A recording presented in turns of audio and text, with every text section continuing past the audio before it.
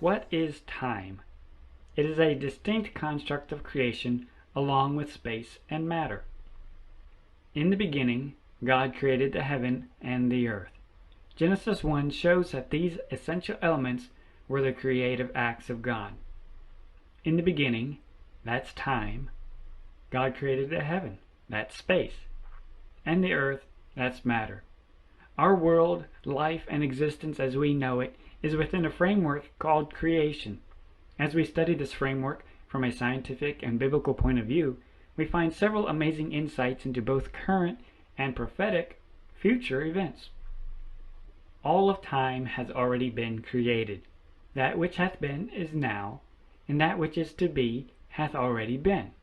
And God requireth that which is past. To God the past is the same as the present, and the future is as done as the past. All of time has already been created. Time is a component of our existence and world apart from the realm of the supernatural. As part of creation, time has observable properties and laws of nature. Our current observation of time is only relative to our current placement within that time. All of time has already been created. We are only seeing it from our current vantage point. To illustrate the difference between linear and eternal, imagine you are standing on a sidewalk watching a parade go by. You see the different floats and bands go by until the end. The reality is only what you see now and what you remember passing by you. If you were up in a helicopter, you'd be able to see the entire parade as one single event. From there, you could fly down and lower yourself into any part of the parade that you wanted. This is similar to how the angels and God travel in our time. It is not space and distance that is being traveled, but time is what separates from one dimension into another. Heaven represents eternity, eternal time, while earth represents linear time. They are different dimensions, but accessible to each other. Angels regularly transit between the two, seemingly without much of a barrier. These can be in ways that we see them as strangers unawares, or where we don't see them, but where they see us as our guardian angels.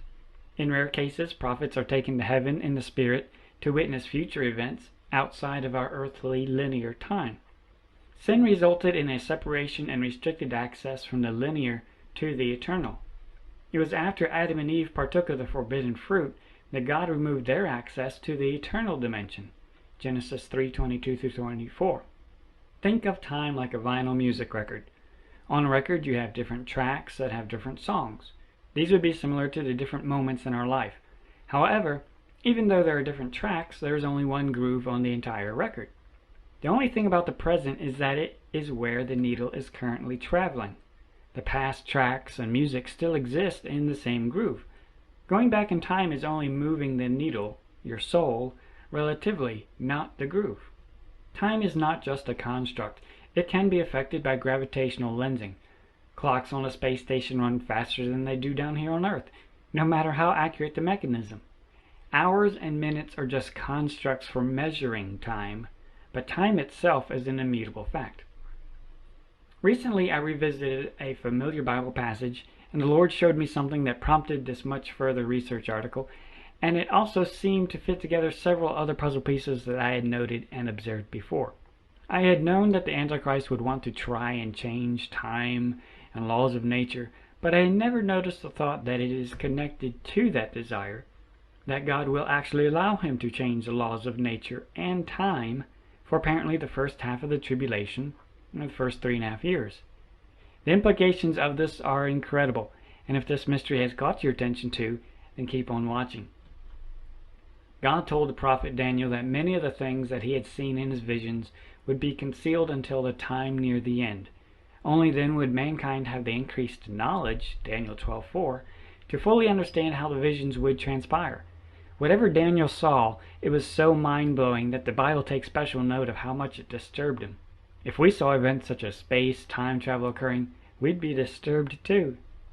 After Noah's flood, the fallen angels interacted with mankind again. The Tower of Babel was more than just an architectural pursuit. It was the center of fallen angels sharing their insider knowledge of creation with mankind. The Tower of Babel was meant to be the headquarters of technology and knowledge for the sole purpose of being used against God's work in humanity. Genesis 11:5 through 6 records, "And the Lord came down to see the city and the tower, which the children of men builded. And the Lord said, Behold, the people is one, and they have all one language, and this they begin to do. And now nothing will be restrained from them which they have imagined to do." The fallen angels already had insider information about the mechanics and principles involved in transiting between dimensions, as well as a host of higher knowledge of the laws of science and nature. It is pretty sobering to think that even God mentioned that there is nothing that mankind could not technically do. The partnership with the fallen angels, the insider information, and the open rebellion had to be stopped. At the Tower of Babel, the phrase, "they begin to do," has the idea of to bore and to break as if by a wedge, and also the idea of a player on an instrument. Was God stating that they were starting to build a facility where ultimately they were going to build a technological stargate where the fallen angels would attempt to re-enter heaven? The fallen angels had already corrupted the world before Noah's flood, and they were judged for it. 2 Peter 2:4 reminds us, "God spared not the angels that sinned, but cast them down to hell, and delivered them into chains of darkness to be reserved unto judgment." Hell, mentioned here, is the Greek word Tartaru, from Tartaros, the deepest abyss of Hades. See also Jude 1:6. The pre-flood fallen angels, known as the Titans, are imprisoned in what is called Tartarus, the abyss. Revelation 9:1-2:11, "To him was given the key of the bottomless pit, and he opened the bottomless pit.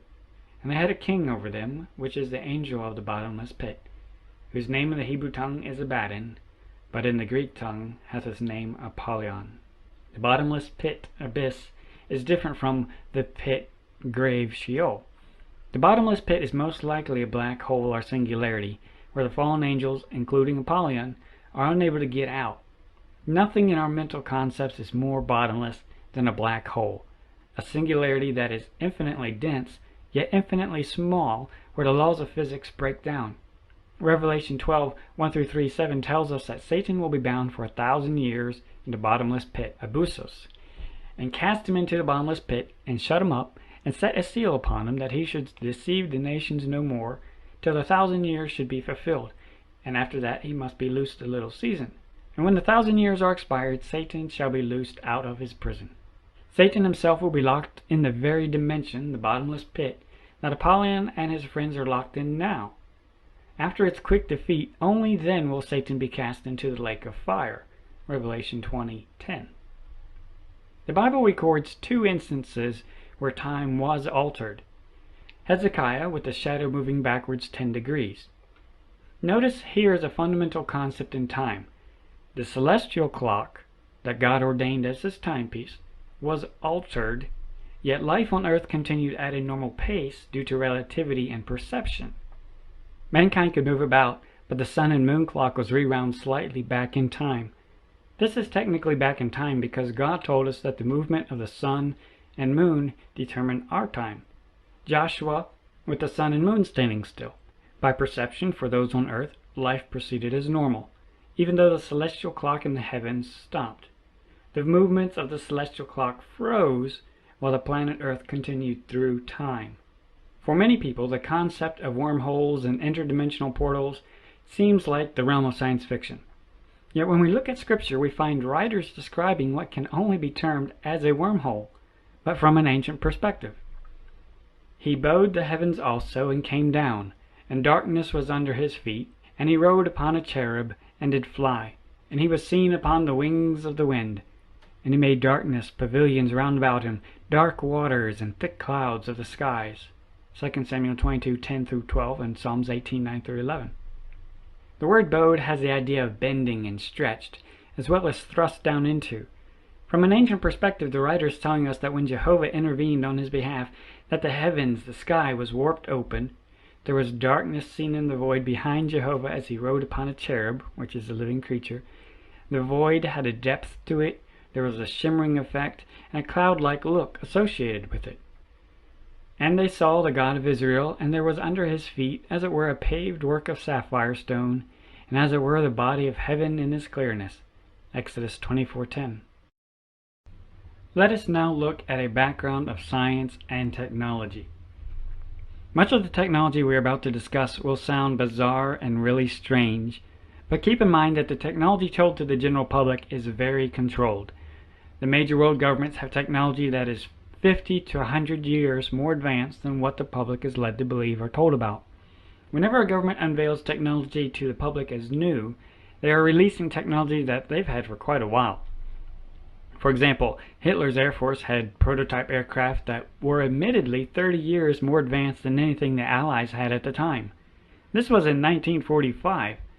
The American B-2 bomber, which is based off of their designs, wasn't released until the 1980s. So always keep in mind that there are many advanced technologies and fields of science deliberately kept from public consumption. If they are ever mentioned, they are only in context of science fiction movies to make people think that similar technologies do not exist.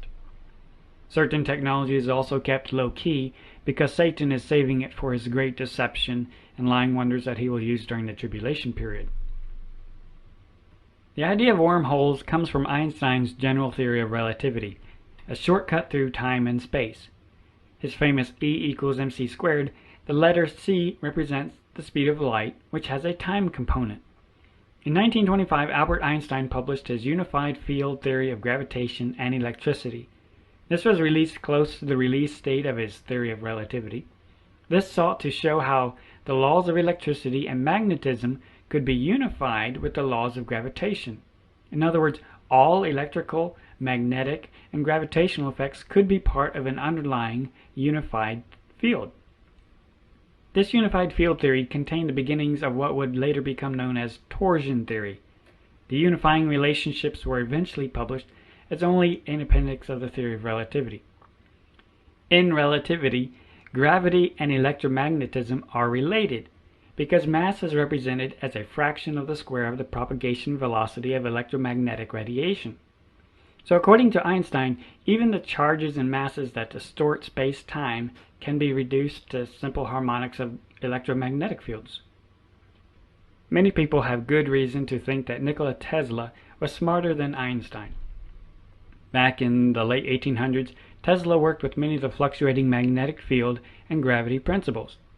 The Tesla coil was invented by Tesla in 1891. Even Tesla in the late 1800s came up with designs for flying discs based on electrical principles to use electrostatic charges for electromagnetic propulsion. This uses a high voltage, high frequency coil, a resonant transformer similar to his Tesla coil, which gives the electrostatic and electromagnetic charges to the craft. High voltages would be available through mercury capacitors. The strong rotating electromagnetic fields were increased in voltage to create increased frequency field oscillations, essentially to where it created hyperspace. The separate gravitational field around the craft allowed the occupants to be unaffected by the gravitational effects outside the field, and that is why you often hear of UFOs making crazy turns at high speed that are impossible without normal aerodynamics and would normally rip an aircraft and occupant apart. It's because it has its own gravitational field now.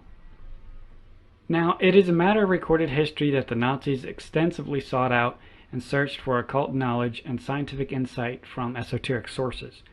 They had whole groups gathering and archiving of this knowledge from around the world.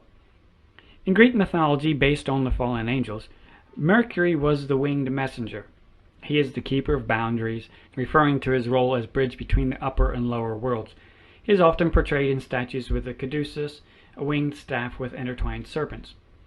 Because of its special characteristics, the metal mercury has historically been used extensively in secret technology involving high spin, high voltage, high current capacitors, gravitational field research, as well as mercury plasma gyros using electrified mercury vapor. When we consider the powerful role of elemental mercury in its role in affecting gravity, we shouldn't be surprised to see that the caduceus is literally a blueprint of ancient understanding of how to bridge between the upper and lower worlds. The central staff represents the poloidal magnetic force needed, while the two serpents representing the counter-rotating, fluctuating electromagnetic fields, and the caps representing the mercury capacitor reservoirs. All simple mercury vortex technology that produces flight and can even be used to affect the time-space dimensions. Finally, one more piece of technology. A tokamak invented in the 1950s is a device using a magnetic field to confine a very hot plasma in the shape of a torus. Achieving a stable plasma equilibrium requires magnetic field lines that move around the torus in a helical shape. Basically, the electromagnetic fields keep the hot plasma in a donut shape. There are several types of tokamaks in various labs around the world, but they operate on the same principle. These are used to generate star-like conditions in the search for future clean energy sources. Theoretically, if you can generate a torsion field of sufficient magnitude, you can bend the 4 dimensions of space around the generator. When you bend space, you also bend time. Many people wonder, if there is technology to create anti-gravity vehicles, why don't we hear about them? Because creating anti-gravity technology means that it quickly leads to technology and science that can manipulate time and the space and energy beyond. This is the prime reason why both of these technologies are heavily suppressed, because they are linked. So let us now look at the science organization that seems most capable of having and using this technology for potential time manipulation, as well as the ability to create wormholes through dimensions. Located on the France-Switzerland border, the European Organization for Nuclear Research, known as CERN, operates the world's largest and most expensive machine, a 17-mile underground particle accelerator known as a Large Hadron Collider. At CERN, the European Organization for Nuclear Research, physicists and engineers are probing the fundamental structure of the universe. They use the world's largest and most complex scientific instruments to study the basic constituents of matter, the fundamental particles. The particles are made to collide together at close to the speed of light. The process gives the physicists clues about how the particles interact and provides insights into the fundamental laws of nature. The instruments used at CERN are purpose-built particle accelerators and detectors. Accelerators boost beams of particles to high energies before the beams are made to collide with each other or with stationary targets. Detectors observe and record the results of these collisions. The majority of the equipment is located 300 feet below ground, with certain areas for the larger equipment and detectors. Let's now take a tour with a few pictures, but pay attention to the shape and design of the equipment, since we will be seeing some patterns later. This is one of their office and control buildings. The majority of the underground loop is just miles and miles of high-tech, supercooled electromagnetic accelerator tubing. Here is the largest detector section, named Atlas, under construction. The 8 large pipe structures are electromagnets. All the magnets on the LHC are electromagnets. The main dipoles generate powerful 8.4 Tesla magnetic fields, more than 100,000 times more powerful than the Earth's magnetic field. One of the detectors. You start to get an idea of how large this entire underground complex is here. More special detectors. More massive detectors, magnets, and other equipment. One of the main detectors with heavy shielding. Some serious money, thought, and effort has gone into this facility. So can this facility technically produce black holes, possibly wormholes, and distort space-time? We have calculated the energy at which we expect to detect these many black holes in gravity's rainbow, a new theory. If we do detect many black holes at this energy, then we will know that both gravity's rainbow and extra dimensions are correct. Dr. Emil Fazal told phys.org. Just as many parallel sheets of paper, which are two-dimensional objects, breadth and length, can exist in a third dimension, height, parallel universes can also exist in higher dimensions, added Dr. Fazal. We predict that gravity can leak into extra dimensions, and if it does, then miniature black holes can be produced at the LHC, parallel universes. What we mean is real universes in extra dimensions. Now things start to get curious. Alice, the name of one of their detectors, is one of the largest experiments in the world devoted to research in the physics of matter at an infinitely small scale. You are invited to tumble down the rabbit hole into the wonderland of Alice. Not only do they know that they can technically produce black holes with potential access to other dimensions, they have a not-so-subtle pattern of dropping hints that this is their intended goal all along. In the referenced story of Alice in Wonderland, the white rabbit who lured her down into the rabbit hole complains that he is late for a very important date. The name of one of the largest pieces of equipment there is called ATLAS, mapping the secrets of the universe. ATLAS is a particle physics experiment at the Large Hadron Collider at CERN that is searching for new discoveries in the head-on collisions of protons at extraordinarily high energy. ATLAS will learn about the basic forces that have shaped our universe since the beginning of time and that will determine its fate. Among the possible unknowns are extra dimensions of space. Atlas is the name after the mythological Atlas, who took up the burden of one of the gods of the old, fallen kingdom of the now-dead golden age of the Titans, the fallen angels. This Greek mythology did have a basis in the pre-flood angels who came down and corrupted the world before the flood with their technology and powers. Likewise, just as in the days of Noah, we now have these scientists and governments taking up the tasks of the fallen angels from the pre-flood period. The fallen angels currently imprisoned in the abyss appear to be using CERN to unlock the door from the other side. Sergio Bertolucci, the Director for Research and Scientific Computing at CERN, said, "Out of this door might come something, or we might send something through it." Dr. Bertolucci later got in touch to confirm that yes, indeed, there would be an open door, but even with the power of the LHC at his disposal, he would only be able to hold it open a very tiny lapse of time, 10 to 26 seconds. But during that infinitesimal amount of time, we would be able to peer into this open door either by getting something out of it or sending something into it. That was in 2009. Significant upgrades in power and capacity have been made since then. If the fallen angels are indeed currently confined in some form of a dimensional black hole, the abyss, then the size of the opening would really be irrelevant.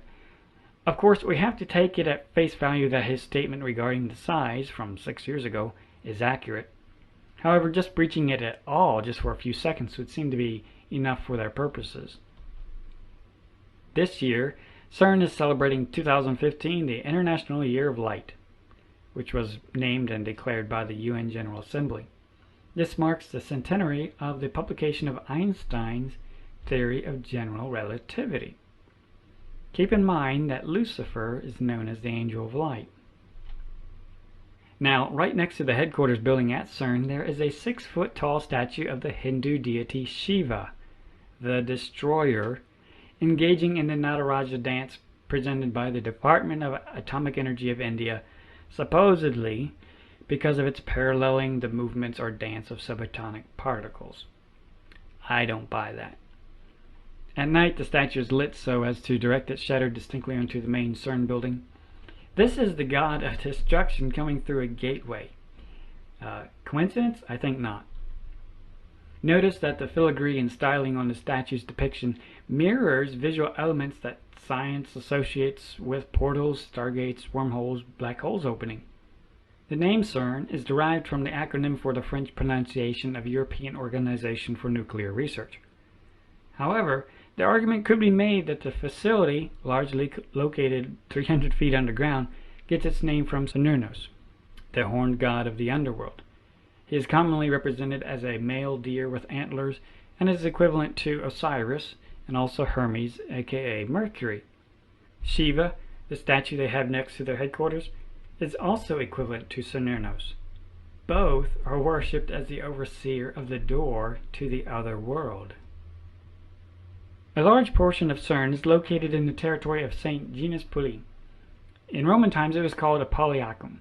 The name Pulli comes from the Latin Apolliacum, with the Latin suffix iacum denoting possession. The town and a temple located there were dedicated to Apollyon, the Destroyer, the same person as Shiva, right in this exact spot where they built this accelerator today. Right outside the main CERN building is a square sculpture that visually appears to depict a spiraling wormhole.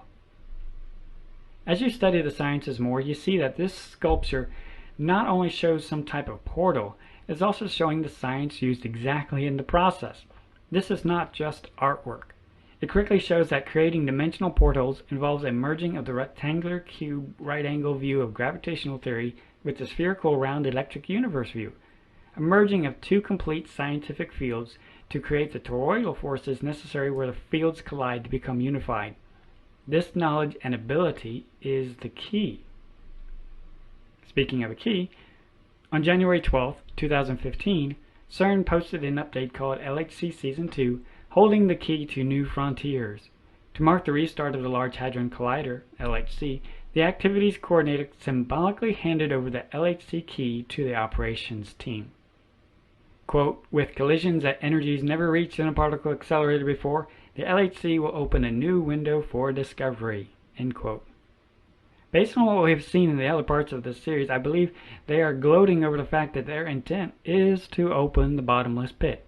It hasn't happened yet, but they are almost there.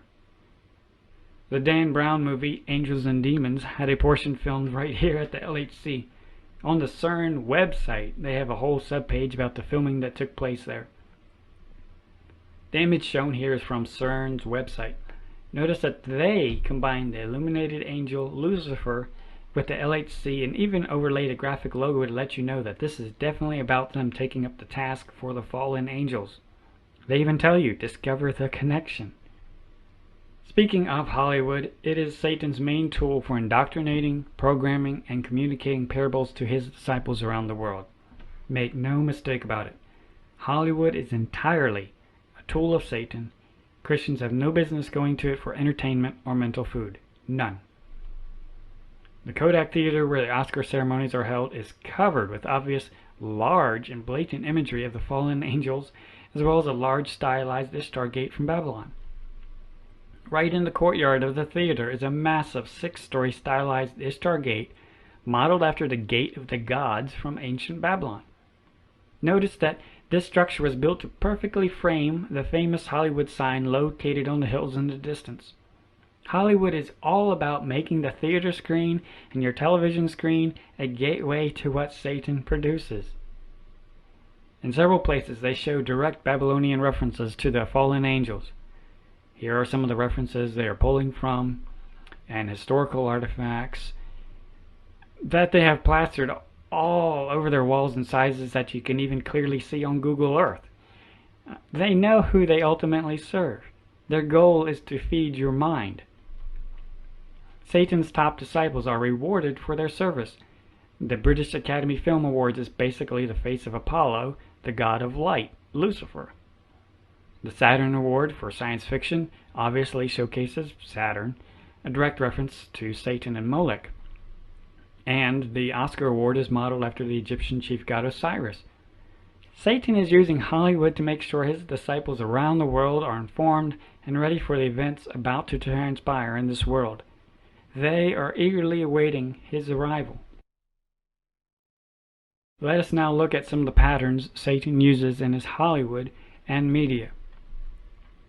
CERN LHC references. These are seen in shapes and designs used in movies that clearly use the Large Hadron Collider for inspiration or direct reference. Visually, things that clearly remind us of specific equipment at CERN. Portal of Stargate's time machines. These would include references to actual hardware or shape references to devices that facilitate time manipulation. Tesseract, cube, octagon, tetrahedron. A tesseract geometrically is a four-dimensional analog of the cube. It is a cube representation within a cube. It is an extension of a cube, which a cube is just a figure or extension of a square.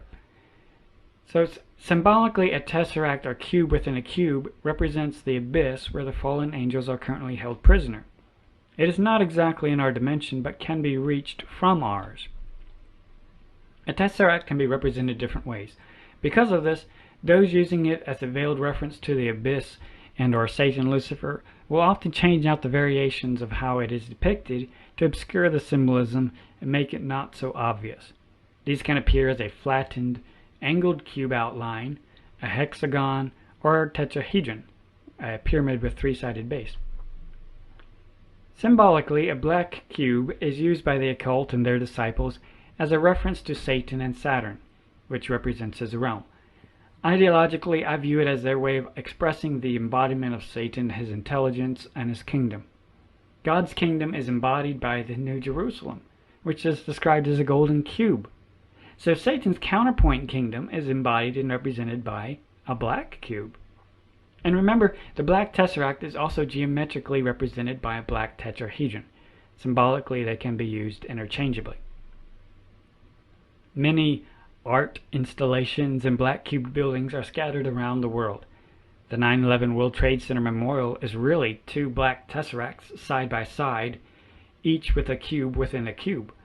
Ideologically, the symbolism is mockingly suggesting that the victims' souls are trapped there in a black hole, the bottomless pit forever. Notice how the water comes down the sides, creating a cloudy feathering. Water is often used to represent time symbolically. Mecca's Kaaba is another example.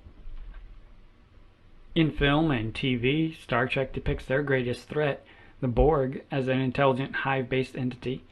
And interestingly, they made a whole Star Trek film centered around the concept of the Borg cube messing with time. CERN uses this illustration here to represent their massive computer data center. It is used throughout many of their books, building artwork, and even on certain name badges. Another pattern to be looking for is when the other patterns are paired with concepts of black holes, wormholes, or some other type of dimensional rift or singularity. Time travel. Is the subject, plot, or graphic symbolism related to time travel? Rainbows, gravity's rainbow.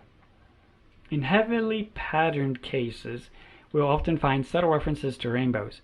These are subtle references to breaking down light, science, and time, specifically to access what is called gravity's rainbow, which involves time travel and portals.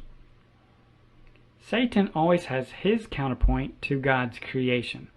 God gave the rainbow as a sign to Noah that he would never flood the entire earth again.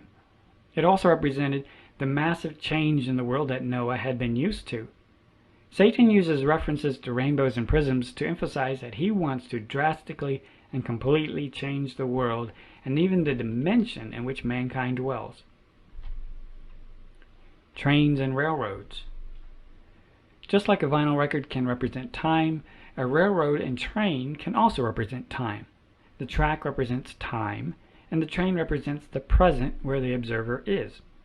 Train wrecks and derailments, when coupled with other references to time, are used to represent time coming undone. Saturn, which represents Molech, Satan, Lucifer, all interchangeably. At Saturn's pole, there is a gigantic hexagon-shaped storm.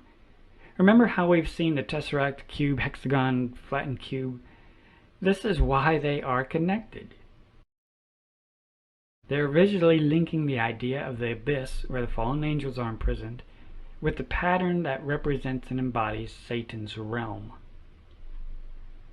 If you watch a time-lapse of how the Muslims circle the Kaaba, built with black granite, during their major festivals, the visual effect is eerily almost identical to the hexagon storm seen on Saturn's pole. Occult references.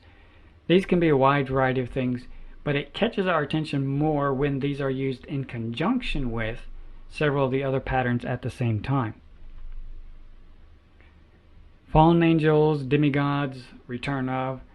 Again, one of the conjunctive patterns would include the breaking out of, or return, or superheroes, usually emerging with special powers, especially coming from another dimension. Number 8, and infinity. The inclusion of a reference to the mathematical symbol for infinity, which is also represented by turning the symbol vertical to form the number 8. This is usually seen in instances where the number 8 becomes distinctly prominent in media that also uses the other patterns. The 8 and infinity symbol also harkens to the concept that there are 88 constellations. And the Bible tells us that the sun, moon, and stars, including the constellations, Isaiah 13:10, were established to mark time. So the 8 symbol represents infinity, or even just the whole subject of time. One of Satan's symbols that is used a lot is called an Ouroboros, which is a snake eating its tail. This represents an endless loop or infinity that he wants to create. By twisting the Ouroboros once, like a rubber band, it changes into another symbol for infinity and a numerical reference to time. These are the major patterns which we are going to focus on today. One or two patterns appearing can sometimes be chalked up to coincidence. It is only when we start seeing groupings of several closely related patterns in one media piece that starts to raise our eyebrows. Only then can we more strongly make a case that there's a distinctive message and parable being crafted and communicated. So now we're going to look at several specific media pieces where these pattern groupings strongly point toward what Satan will be doing during the tribulation period. The 2014 Video Music Awards. Just from their main graphic, we see some design that may hint at particle collisions and the CERN structure, but it isn't conclusive just by itself. Along with further clear CERN references in 666, the set had the performers entering from offstage through a time tunnel style portal onto a central vortex stage. Right in the center, again very similar to the sculpture in front of CERN, the portal wormhole with the sphere in the center. Right in the center are particle streams converging on the very central stage. There's definite CERN and portal references, even more. Likewise at the 2014 Emmy Awards, which also happened to be the 66th award, had a rather obvious visual reference to the Large Hadron Collider, the LHC. The Emmy Award itself is admittedly depicted as holding an atom, and I believe the figure with the lightning bolt wings is truly Lucifer, who fell as lightning. Oscars 2015. The floor art, background, and stage props all appear to pull inspiration directly from the CERN CMS detector, particle physics, collisions, and the overall collider schematics. Are they signaling that this is the year it will be fully activated for its intended purpose? Seems to be getting them ready for something. A little more of the same. Even the side art was a direct reference in conjunction with everything else. For the 2015 Super Bowl, Katy Perry also made a Pepsi commercial, hyped for halftime, released just prior to the Super Bowl. The commercial was about her upcoming halftime show, and it starts with her entering in through a doorway, walking in a spacesuit with implied devil horns, with what appears like a giant UFO reminiscent of Close Encounters of the Third Kind in the background. After taking off the spacesuit, she stops in front of a model of a stadium, while a giant fan sits prominently in the background, very similar in configuration to CERN's Large Hadron Collider. She talks about glitter, particles. She shows off her time machine, saying she is going to be bringing in a special guest. In the background, there is a noticeable 666 on those stacked crates. She mentions Pegasus, a winged white horse in Greek mythology, and there are blatant references throughout to gravity's rainbow, time travel, and portals, with the various rainbow neon CERN circles, neon rainbow, and even a neon cube.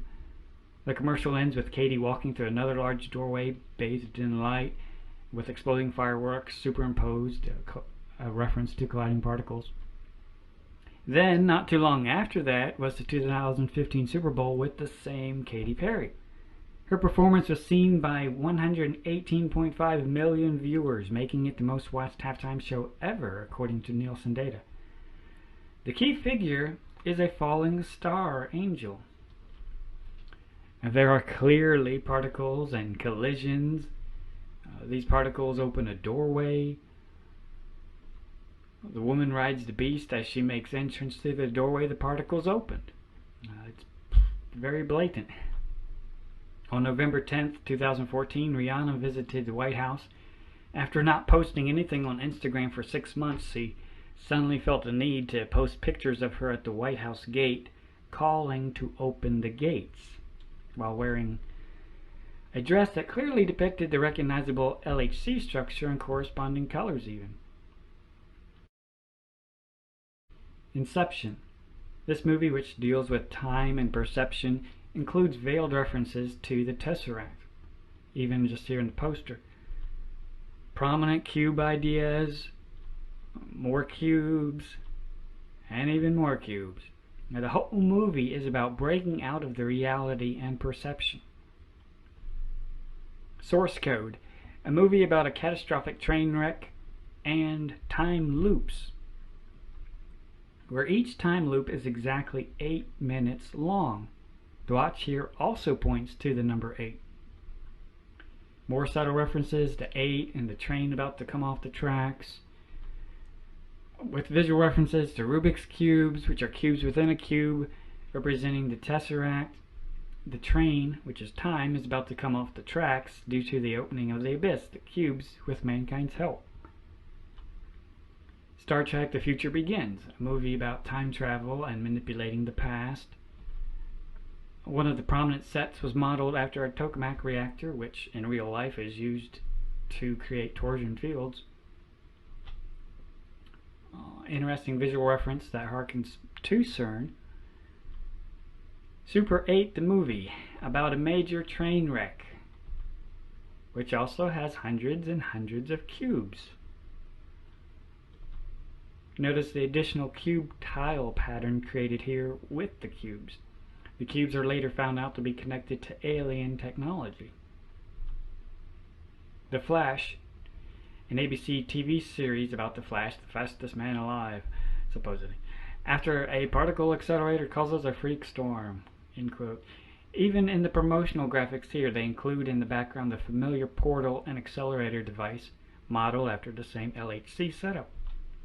And you see it later in the series as very strongly related to the LHC layout. In the series, it was a dimensional portal used for those with special powers, the demigods. 2001: A Space Odyssey is a film directed by Stanley Kubrick. In the original novel, written by Arthur C. Clarke, the setting for the monolith was originally on Saturn, Moloch, not Jupiter as portrayed in the movie. The reason Kubrick changed the location to Jupiter was because the rings of Saturn were too hard to make with the special effects of 1968. Coupled with the dimensional travel, Saturn, and a birth of the new entity at the end, we look a little closer and see much more patterns that hint at the CERN portal. In the movie, the main character enters the vortex and goes to where he sees himself in the future. Then the black monolith, from Aliens, helps him make the next step in evolution to become a star child. Stanley Kubrick originally intended the monolith in 2001: A Space Odyssey to be a tetrahedron. According to Marvin Minsky, a cognitive scientist and expert on artificial intelligence who advised Kubrick on the HAL 9000 computer and other aspects of the movie. Kubrick scrapped the idea of using the tetrahedron when a visitor who saw footage of it did not recognize what it was, and he didn't want anything in the movie regular people would not understand. So he used the black rectangle, which still hints closely to the black cube, especially in the context with everything else. In the movie, there is a higher intelligence, HAL, could be even hell, behind orchestrating the events. A stargate and the arrival of an entity is pivotal to the plot. The entire mission of the crew, unwittingly, is to enable and set these events in motion. Flight of the Navigator movie, again, deals with time travel, time perception, celestial knowledge, star charts, etc. The main intelligence that time travels also resembles HAL. The eyepiece also is very similar to portal depictions in other movies, especially Stargate. Oblivion, the movie released April 19, 2013, has a lot of symbolism in it. The powerful entity known as the Tet is a large black tetrahedron-shaped space station. Another ship named Odyssey crashes down to Earth after being summoned. The movie Oblivion has the exact same core message as 2001: A Space Odyssey, a higher intelligence directing human technology in efforts to bring forth its desired end. I believe the more specific Oblivion clarifies the broader 2001 message: destruction of Earth's cities, mass depopulation, key-controlled clones, advanced technology, and persecuted groups. You will see these elements in the tribulation time period, if you're here. The drone's energy compartments mirror the CERN Alice structure. In the movie, this technology is critical to cracking the Tet, the tetrahedron representing the tesseract. Just like the 2001: Space Odyssey, Oblivion also has a higher intelligence entity behind all of the deception with the exact same visual identity as HAL, Hell, and is further identified with the tetrahedron. The Avengers. Notice that Hollywood has had a continuous pre-programming of mankind regarding these events and constructs. In many major movies, a magical cube is always the source of power. Whoever unlocks the power of the cube can rule the world. This is a very real concept to Satan's upper disciples. They are literally seeking the power of the Tesseract, the singularity where the fallen angels are held. One of the most recent examples used to drive this home to people and build on previous long-term messaging is Marvel's The Avengers. In the conditioning tools, the connection between the cubes will always be a device visually linked to the CERN accelerator technology. Call of Duty Black Ops 3 video game trailer. The premise of this video game is, quote, "In the next 50 years, technological advancements will lead us into a world where only those who risk going too far will find out how far we can actually go," end quote. And another quote, "Mankind's greatest mistake will be its inability to control the technology it has created," end quote. It briefly shows a picture of the CERN Alice detector. Not only is there that picture, but we also see an almost exact ripple blast similar to the CERN film Symmetry, which we don't have time to cover here. Fantastic Four movie. The octagonal dimensional gateway that they use is patterned after the LHC setup and also the CERN databank. Multiple parts are copied closely in style. Again, similar outline shapes but harder to see. Displayed on one of the screens in the trailer is a dimensional view that helps you visualize it better and make the connection. This is their dimensional gateway. Quote, "You opened a door you don't know how to close," end quote. Again, direct referencing of parts and construction. Pretty blatant.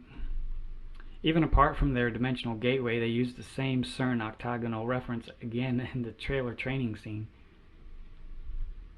Flash Forward was first a novel dealing with time manipulation set at CERN. It was then made into an ABC TV series. Sawyer's story follows a research team using the particle accelerator at CERN in pursuit of the elusive Higgs boson, a theoretical subatomic particle. But instead of finding the Higgs, the consciousness of the entire human race is thrown ahead by 21 years, according to the story. Interestingly, one of CERN's top scientists, John Ellis, did a video interview talking about the science behind the Flash Forward series. For his interview, the statue of Shiva is prominently in the background with the CERN 666 logo lined up directly underneath. Home. Right away in their title logo, we see the portal spiral from the sculpture that is right outside of the main CERN building. Note that it is not just a normal spiral. It is a spiral with a circle or sphere at the center, which is the exact same as the CERN sculpture. It also appears several other times throughout just the trailer. There is also the exact same horn figure coming through a lighted doorway from a UFO as Katy Perry's pre-halftime Pepsi commercial. There is also the exact same splitting of the particle sequence that was seen in Katy Perry's 2015 halftime show, along with the main horn figure marching down the middle after walking down a series of spiral steps. Blatant references to Saturn, Satan and Gravity's Rainbow, time travel, dimensional portals, and of course, I mean, they practically have everything in here. Double references to black tetrahedrons, the Tesseract, and spaceships, just like in Oblivion and intended for 2001 Space Odyssey. Another tetrahedron. Note the size. It appears to be Satan's mimicking of the New Jerusalem, which would be similar in size ratio to Earth. Interstellar. This movie, perhaps more than others, most blatantly communicates the concepts of entities trapped in a construct, communicating, channeling with Earthlings to give them the knowledge to physically alter gravity or time. This is accomplished by communicating and traveling through a wormhole, black hole, near Saturn, Molech, to another galaxy dimension. The major themes being impressed upon people are how gravity affects time and preparing them for visual, time, and dimensional effects mankind is about to witness during the tribulation. The CERN-shaped spaceship near Saturn, the wormhole, black hole. Near the ending of the movie, the main character is trapped in a multi-dimensional singularity called a tesseract that allows him to communicate instructions and view across time. Rewind TV show was a canceled TV show pilot revolving around a team of military field operatives and civilian scientists who travel back into time using an underground particle accelerator to alter past events in order to change the future. Someone spent a lot of money to make this pilot episode, which is filled with blatant references to the CERN accelerator, time travel, and Rubik's Cubes. Mission Impossible Rogue Nation trailer. While not as blatant, there are some curious references in the Mission Impossible trailer. These include what appears to be a tokamak reactor, as well as circular blueprints that are shown with the torus blueprints. These are blueprints, but they could also reference the various computer displays at CERN. Tom Cruise later jumping into what appears to be a water intake, but could represent a portal, especially with water regularly used in the occult to represent time. Even the opening somewhat resembles a typical Stargate portal.